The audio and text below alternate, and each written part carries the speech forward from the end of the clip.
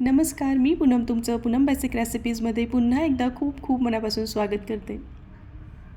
तर सध्या आपण पुन्हा एक सीरीज चालू करणार आहोत, ज्यामध्ये आपण अस्सल महाराष्ट्रीयन पारंपरिक पद्धतीने केल्या जाणाऱ्या चटण्यांचे प्रकार बघणार आहोत. तर त्यातली पहिली चटणी म्हणजे कारळ्याची, म्हणजेच खुरसाणीची चटणी कशी बनवायची ते बघणार आहोत.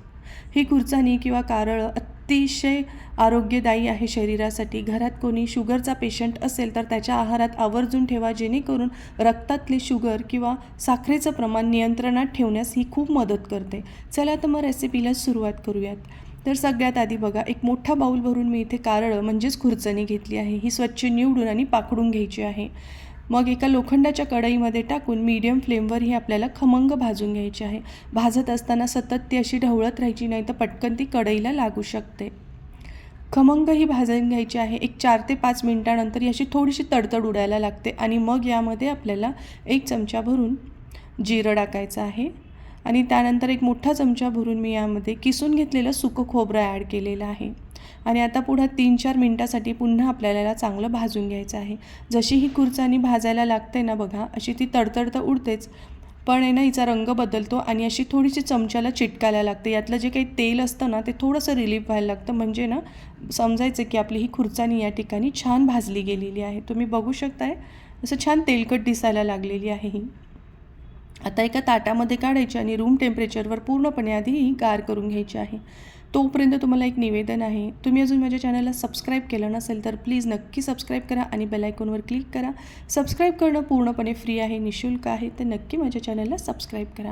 आता त्याच कढईमध्ये एक छोटा चमचा भरून आपल्याला तेल टाकायचं आहे आणि यामध्ये साधारण 30 ते 35 कढीपत्त्याची पाने टाकायची. खमंग खरपूस होईपर्यंत आपल्याला ही भाजून घ्यायची आहे. कारळ्यामध्ये मोठ्या प्रमाणामध्ये फायबर, झिंक, पोटॅशियम, त्याचबरोबर व्हिटॅमिन सी आणि लोहाचं प्रमाण मोठ्या प्रमाणात असतं. त्यामुळे रोजच्या जेवणामध्ये अशा या प्रकारच्या चटण्या असणं खूप उपयुक्त किंवा गुणकारी आहे. आता हे ना आपले कढीपत्ते छान भाजले गेले. यामध्ये मी 5 ते 7 लाल सुक्या मिरच्या ॲड केल्या आहे. मी इथे तिखट चवीच्या वापरलेल्या आहे मिरच्या.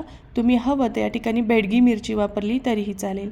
मिरचीसुद्धा 2-3 मिनटासाठी व्यवस्थित भाजून घ्यायची आहे. खूप जास्त हिचा रंग बदलला नाही आहे, बघू शकताय तुम्ही. आता गॅसची फ्लेम बंद करायची आणि साधारण 15 ते 20 लसणीच्या पाकळ्या यामध्ये घालायच्या आहे आणि फक्त याला असं छान एकदा परतवून घ्यायचं आणि गॅस बंद करायचा आहे. आता रूम टेम्परेचरवर पुन्हा आपल्याला हे सगळे पदार्थ व्यवस्थित गार करायचे आहे आणि आता ही चटणी आपण मिक्सरच्या मिडियम साईजच्या भांड्यावर फिरवून घेणार आहोत. हवं तर तुमच्याकडे खलबत्ता असेल तर खलबत्त्यामध्ये ही कुटून घेतली तर हिची अजूनच चव छान लागते.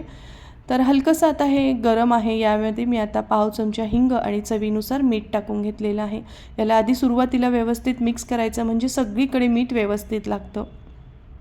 ही कारळ्याची चटणी अगदी 2-3 महिने ठेवली तरी खराब होत नाही रूम टेम्परेचरवर. फक्त व्यवस्थित भाजून घेणं गरजेचं आहे.